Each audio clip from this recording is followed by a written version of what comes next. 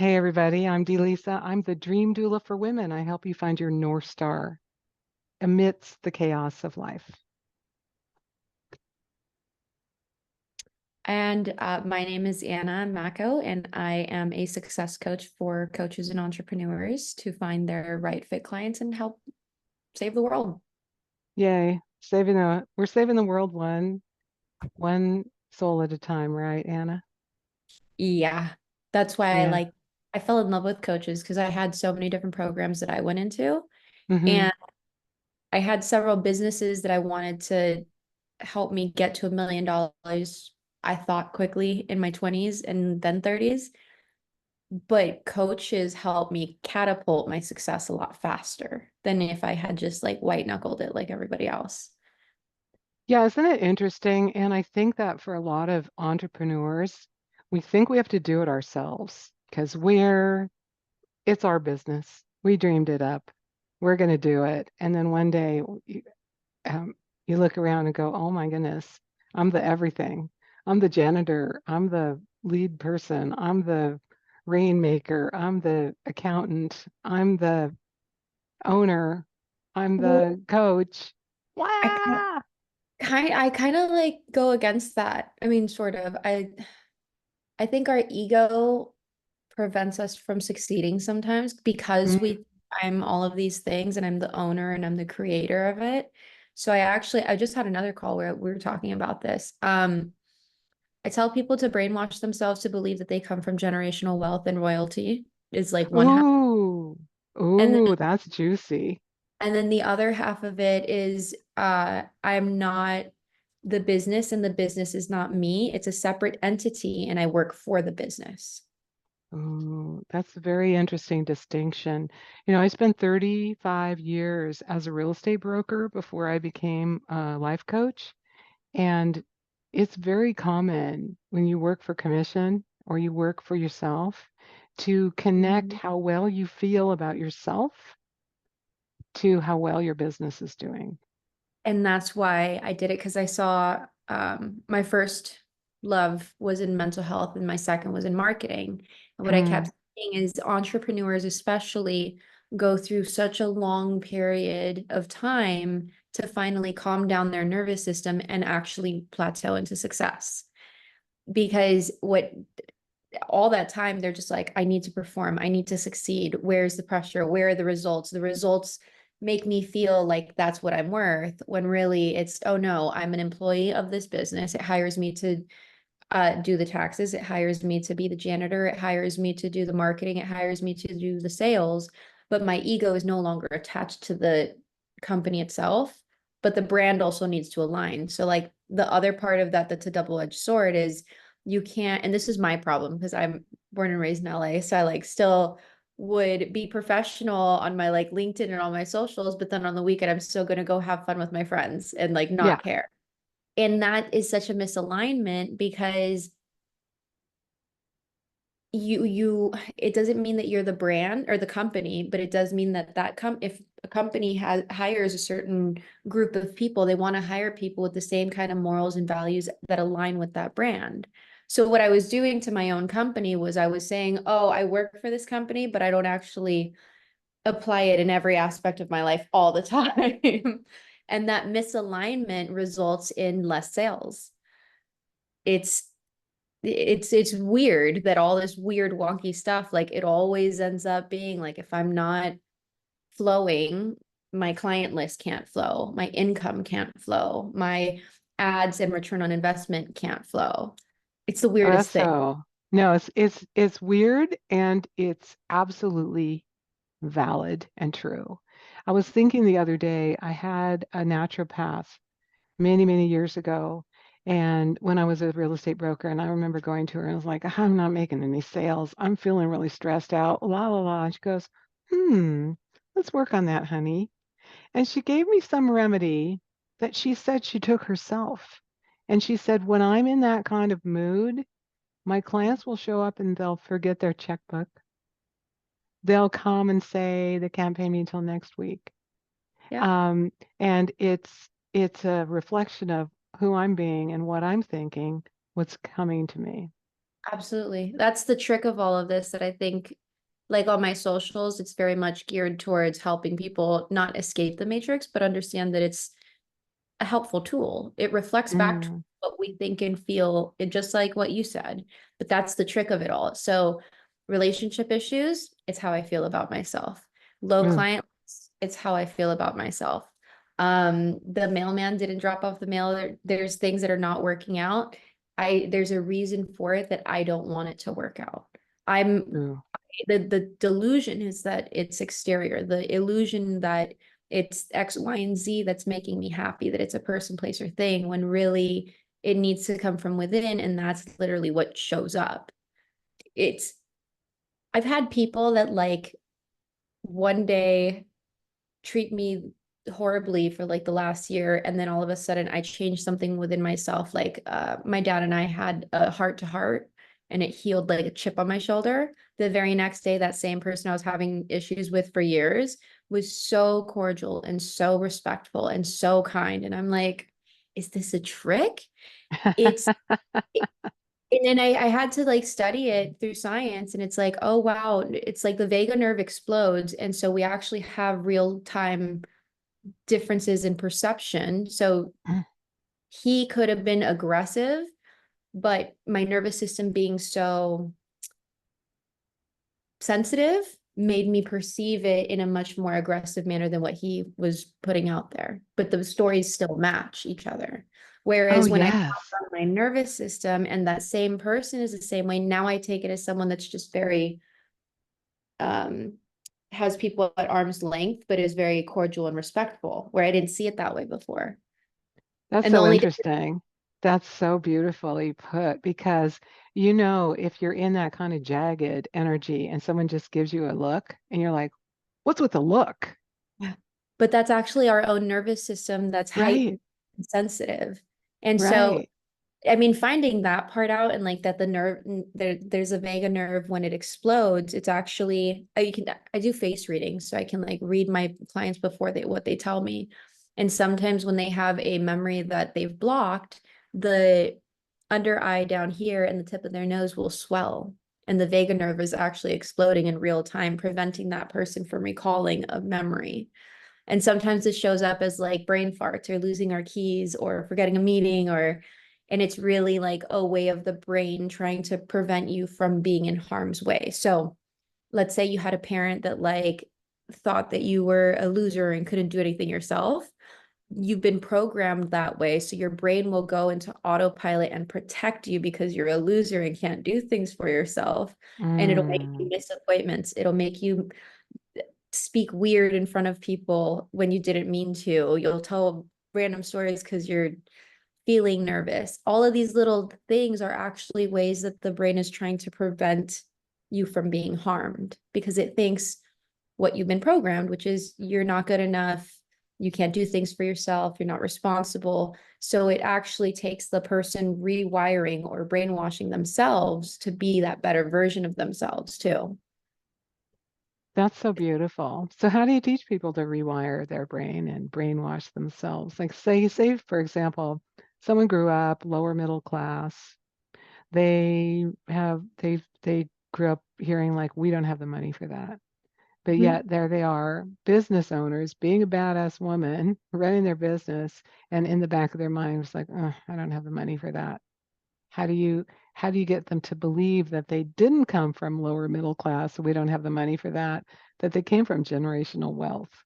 So what I like to explain to people is you don't have to actually have the money to start believing that you have the money. You Mm-hmm. lie to you. Just like those people, like if someone said to me as a child that I was worthless, I was a freaking child. Duh. Like it should have been that the kid wasn't having to do anything. So yeah, it should be that the kid was like, but that was a lie that they told themselves for whatever reason, right? So when you acknowledge and understand that most of us have been brainwashed as it is to believe things that aren't necessarily true about ourselves, um, that's the first step. Mm-hmm. It's like admitting you have a problem, right? Right, right. So the second step would be to understand that you don't need to believe it at first. what happens is you look at the what was it, the Japanese scientist that looked at the water molecules and spoke different things to each glass of water, and the actual Yeah. particles within that, when he froze them, had a different shape, which resonated with different frequencies. That's understanding the science behind it is the second portion, because like woo woo people will say, they say affirmations or any of those things. I call it propaganda and brainwashing. And we use the neural pathways in your brain to just repetitively say these things. So the first step is admitting we have a problem, recognizing it when it's popping up. You kind of like Pavlov's dogging yourself. So if I Hmm. grew up with that belief, which I grew up very low class, and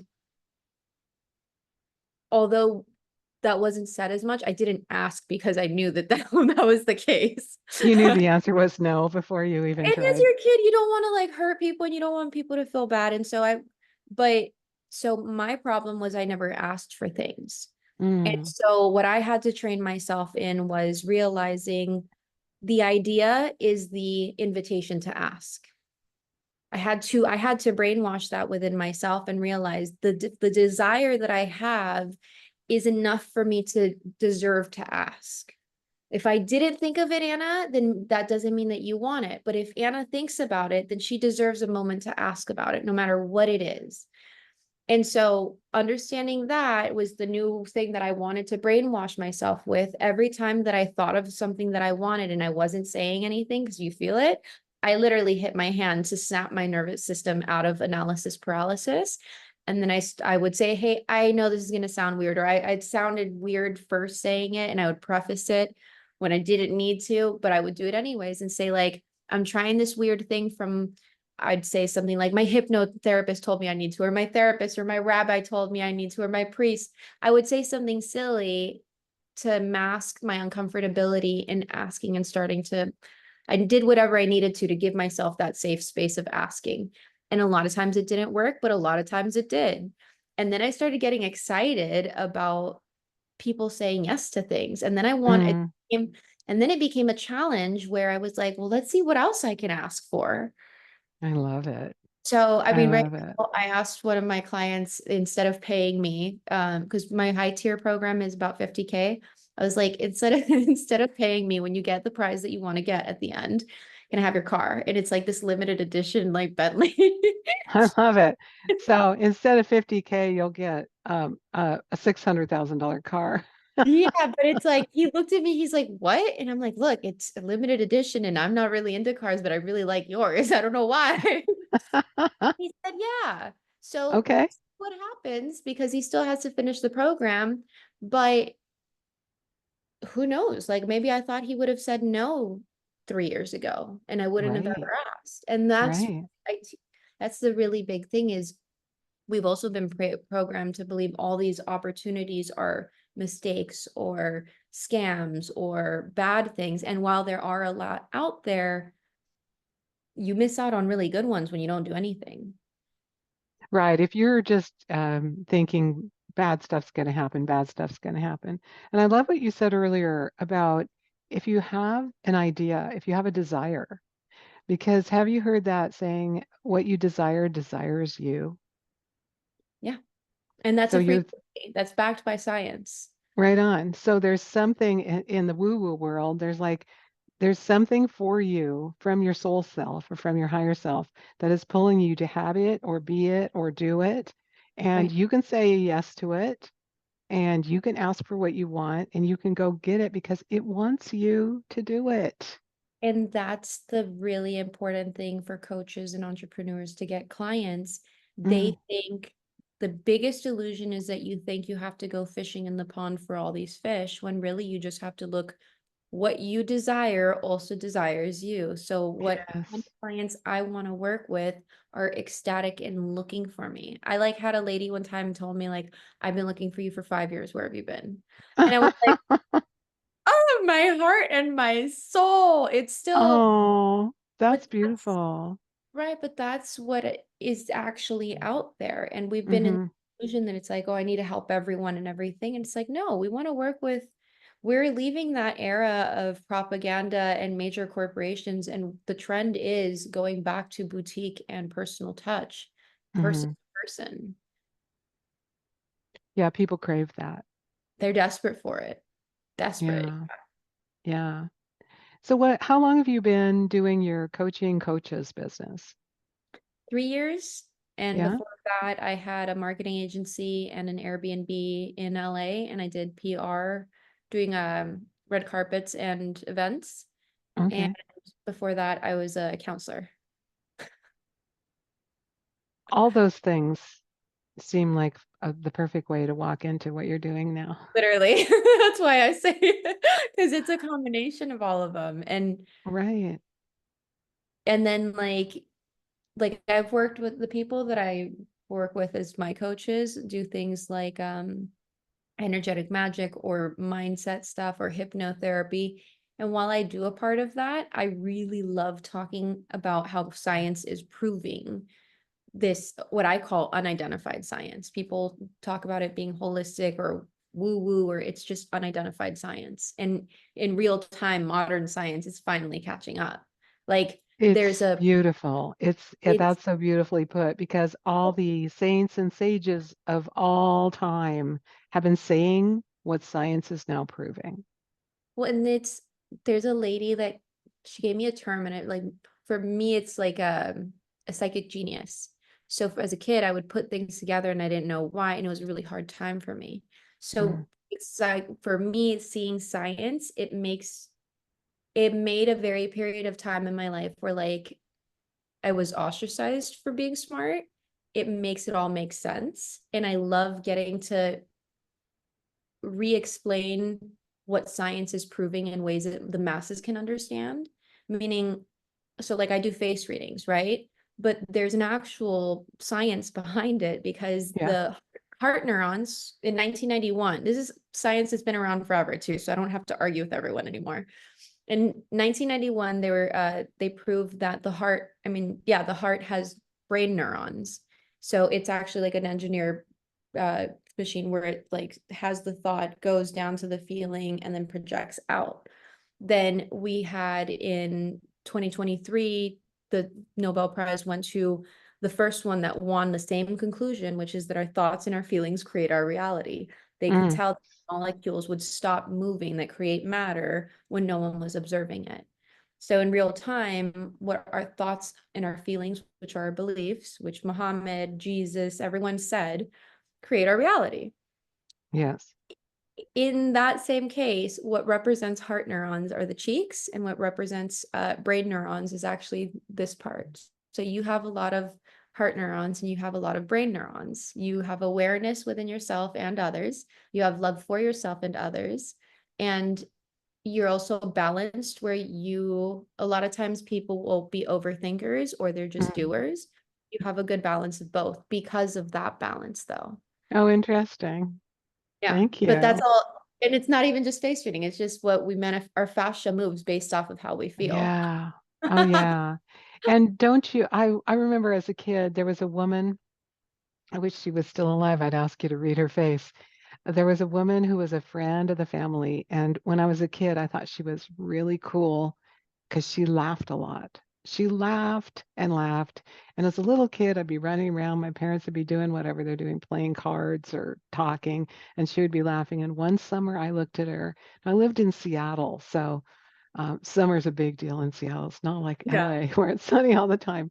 And I Uh, looked at her, and when she wasn't laughing and her face was relaxed, you could see all the little crow's feet here that weren't tan, but the Me. rest of her face was tan. And I thought to myself, she laughs so much that her wrinkles aren't tan.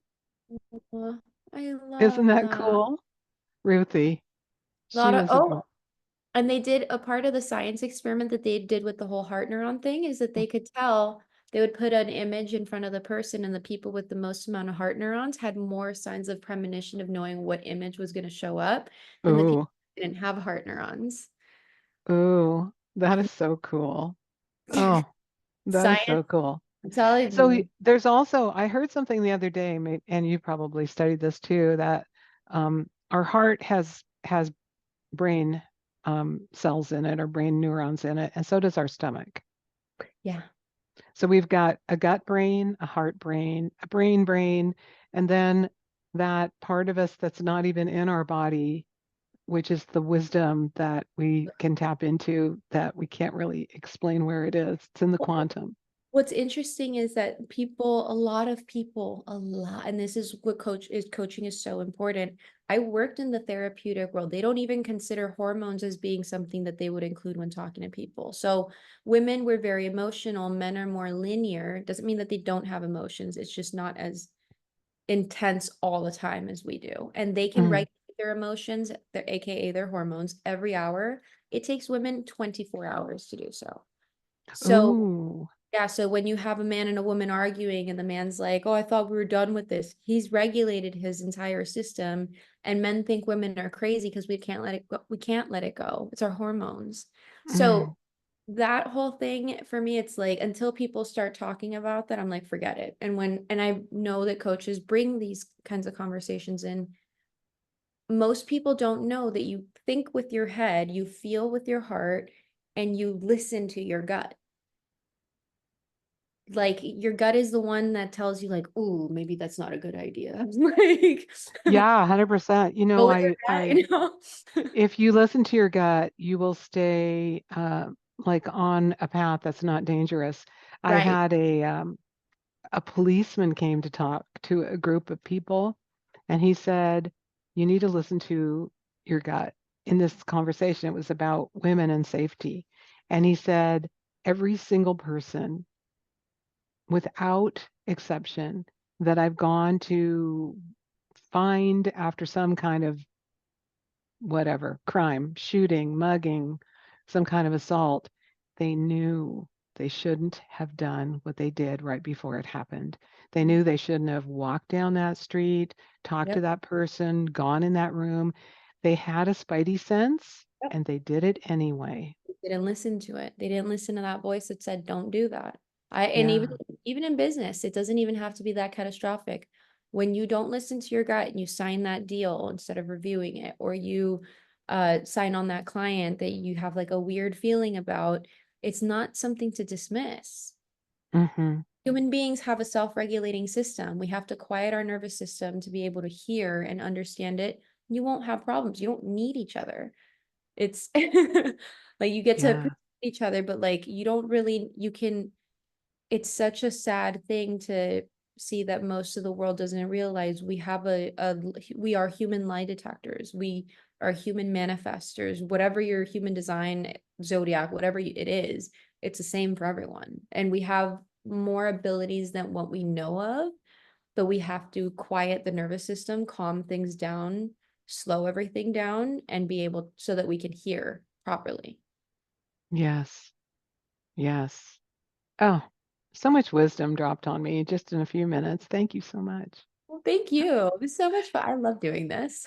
Tell the listeners how they can find you and what your perfect client is. So if someone's listening to this and is aligned, they'll find you, Anna. Um, sorry, your voice is really like calming. Thank you. It's so Thank you. nice for my nervous system. I can I've heard that from other people. In fact, I made a recording with a couple meditations in my voice. I'll send them to you.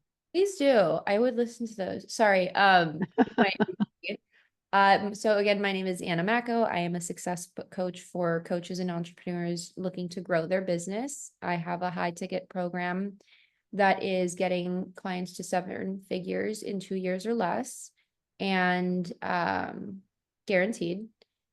My ideal clients are people that are ready to break through the patterns, meaning it's usually people that are stuck and want to get to a million and they're like, why am I not there yet? And those are the people that are willing to do whatever it takes to get there. So I like results. So like if I could tell you like, hey, do X, for example, I had a client that I told him get a back brace. His sales increased by 50% with the back brace because I reverse engineer things. So like, yeah, that's actually a really good thing for anyone to do. If you look at the most powerful men in the world, the richest men in the world, they're interchangeable. their posture is immaculate. And it's not that Mm, they're trying, that is just their natural that's their natural state of being. And therefore the world reflects that back to them. So when you reverse engineer it and you work on your posture, you do things like Kundalini yoga and you like breathe in oxygen to those proper postures, you're actually changing yourself from within too. So, that is so cool. yeah. Yeah. Oh, okay. Well, I'll put your website and all the proper things in the Oh show yeah, notes. Tell sorry. us more. The website Tell is us more. the business is abundantcoaches.com. So, Okay. Say that again. I was talking over you. oh, it's okay. It's abundantcoaches.com. Okay, that should be easy. So Yeah. if you want to hit seven figures in 2 years, guaranteed, and you're going to do what she tells you, she's the one for you. Thanks for Oh, being on here today. I really appreciate you. likewise. Thank you so much.